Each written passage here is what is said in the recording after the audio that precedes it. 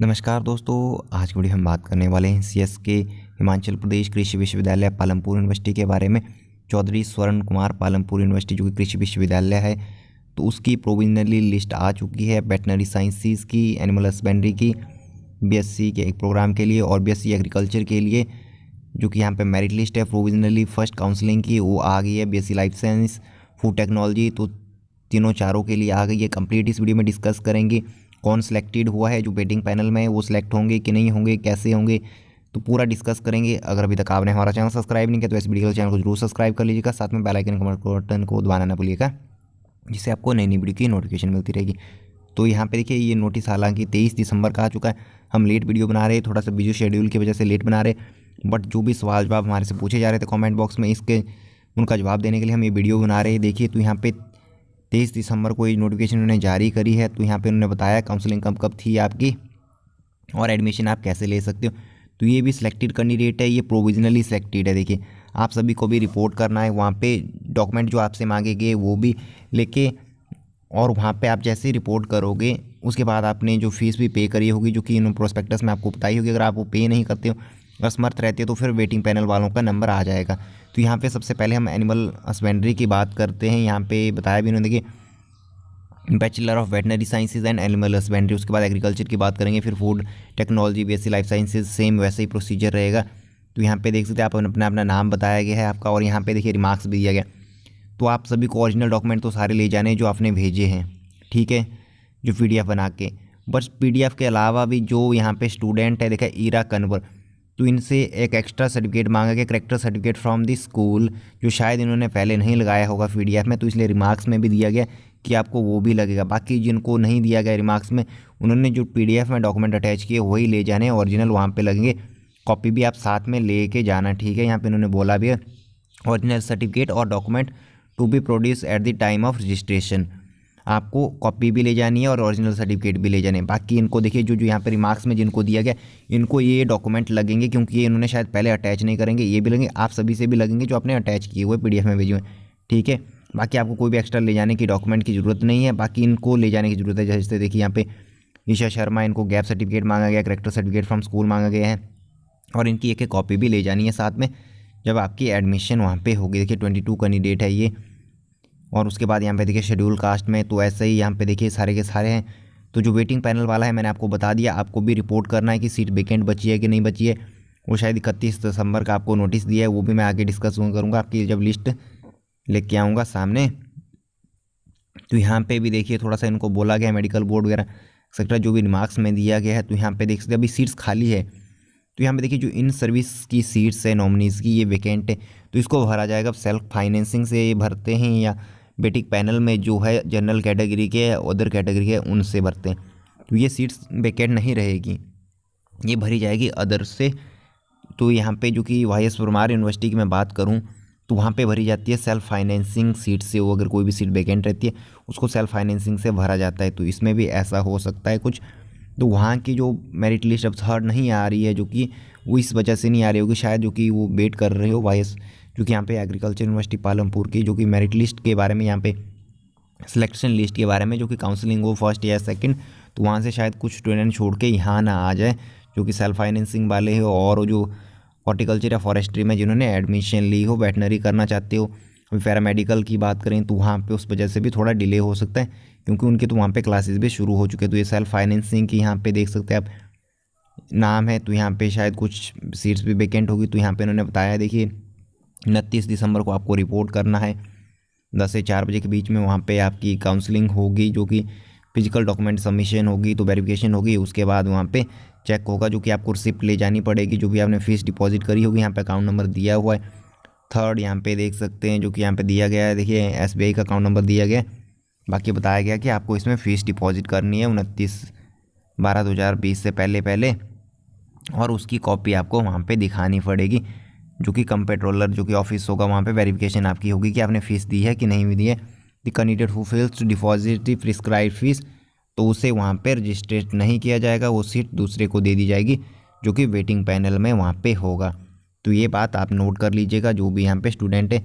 बाकी at the time of admission and in the subsequent year every student shall be required to fill online anti ragging undertaking and university, जो कि वहाँ पे होता है। बाकी एफिडेविट भी वैसे लगता है एंटी रैगिंग का, वो भी बना लीजिएगा। बाकी आप यूनिवर्सिटी में कांटेक्ट कर सकते हैं, एंटी रैगिंग का एफिडेविट लगेगा या उस टाइम या बाद में लगेगा, तो यहाँ पे थोड़ा सा पढ़ लीजिएगा इसको अच्छे से। बाकी फिटनेस टेस्ट वगैरह होता है तो वो भी आपका वहाँ पे शायद कराए, वो यूनिवर्सिटी कैंपस में ही कराए। तो बाकी यहाँ पे ये थी बात करी हमने bachelor of veterinary sciences and animal husbandry की। इसके बाद बात करेंगे एग्रीकल्चर की।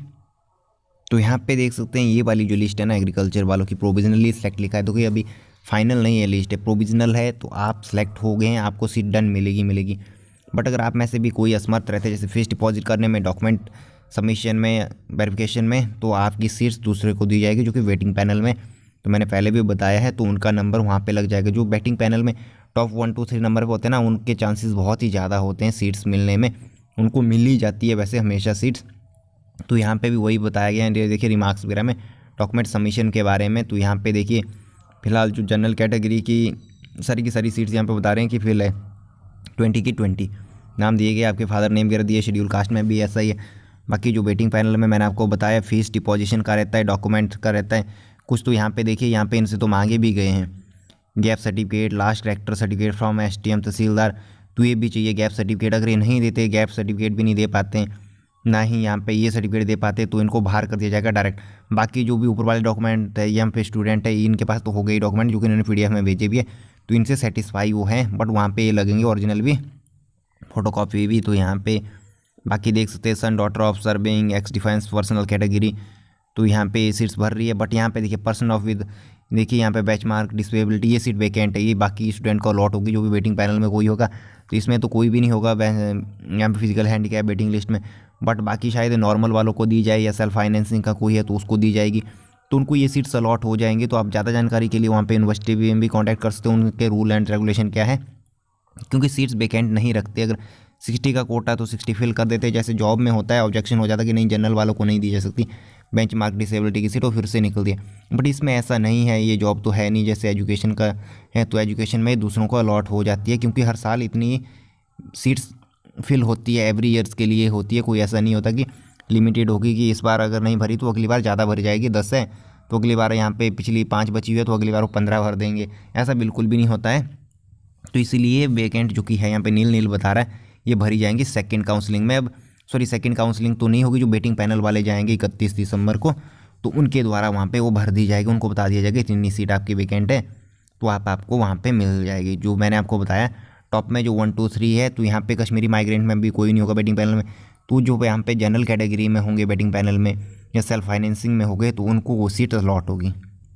Same procedure BTech food technology है, वो BSc लाइफ साइंसेज है, उसमें भी ऐसा ही रहेगा। बाकी फ़ीस वगैरह का आपको जानना है, मुझे पता है काफ़ी सारे स्टूडेंट को पता नहीं है कि हमारी फ़ीस कितनी है, हॉस्टल चार्जेस वगैरह। तो देखिए प्रोस्पेक्टस में कंप्लीट डिटेल दी है, तो आप इनकी वेबसाइट से प्रोस्पेक्टस डाउनलोड कर लीजिएगा। ये वाली लिस्ट भी जहाँ से आपने डाउनलोड करी है, तो मैं वेबसाइट इनकी आपको बता दूंगा। वैसे हिल एग्री करके वेबसाइट है इनकी, बट आप अगर पालमपुर यूनिवर्सिटी भी लिखते हो तो वहाँ पे आपको हिल एग्री सा देखना है, जो आ रहा है, जो कि डोमेन है उनका, उस पर आपको जाना है, क्योंकि उसी पे आपको PDF वगैरह मिलेगी इनकी ऑफिशियल वेबसाइट पे। अदरवाइज़ आप अगर किसी थर्ड पार्टी वेबसाइट पे जाते हो तो वहाँ पे आपको बिल्कुल भी कुछ भी नहीं मिलेगा, क्योंकि वहाँ पे आप इधर उधर ही घूमते रहते हैं, तो आपको कुछ भी नहीं मिलेगा वहाँ पे। तो यहाँ पे देखिए 29/12/2020, तो यहाँ पे बताया भी, मैं आपको एक आधा वेटिंग पैनल की भी बता दूंगा, या तो एग्रीकल्चर की या तो वेटनरी साइंस की बता दूंगा, उसमें थोड़ा सा क्लियर करके, ठीक है। तो यहाँ पे देखिए अकाउंट नंबर दिया गया 29/12/2020, जो कि आपका रिपोर्टिंग टाइम है। तो उसके रिगार्डिंग ये देखिए ये वाली वेबसाइट है, तो ये तो आपके एंटी रैगिंग फॉर्म के बारे में, जो कि इनकी ऑफिशियल वेबसाइट में आपको बता दूंगा थोड़ा देर में, टॉप पे ऊपर दी होगी उन्होंने। तो यहाँ पे देख सकते हैं आपने PDF देखी, मैं आपको इनकी ऑफिशियल वेबसाइट बता देता हूँ, जो कि फ़ीस के रिगार्डिंग आपने जानना है। तो यहाँ पे इनकी वेबसाइट का नाम कहाँ पे, ये देखिए hillagri.ac.in वेबसाइट है, ये email ID भी इनकी सेम ऐसी ही है। तो ये वेबसाइट भी https:// फिर यहाँ पे /hillagric.ac.in, ये इनकी ऑफिशियल वेबसाइट भी है। तो यहाँ पे आपको पूरी की पूरी डिटेल मिल जाएगी, ठीक है। मैंने आपको बता दिया ये ऑफिशियल वेबसाइट है। बाकी अगर आप पालमपुर एग्रीकल्चर यूनिवर्सिटी सर्च करते हो तब भी आपके पास यही आ जाएगी, तो हिल एग्री करके जो आपको बताया गया होगा, तो वही वेबसाइट इनके ऑफिशियल वेबसाइट। इसके बाद एक वेटिंग पैनल मैं आपको शो करके बता देता हूँ। तो यहाँ पे देख सकते हैं एक वेटिंग पैनल है। तो ये है वैसे bachelor of veterinary sciences and animal husbandry का। तो सेम एग्रीकल्चर का भी ऐसा ही होगा। तो यहाँ पे देखिए आयुषी सरोज ये नाम है, टॉप पे देखिए। तो इनसे भी यहाँ पे previous and latest character certificate आपसे मांगा गया।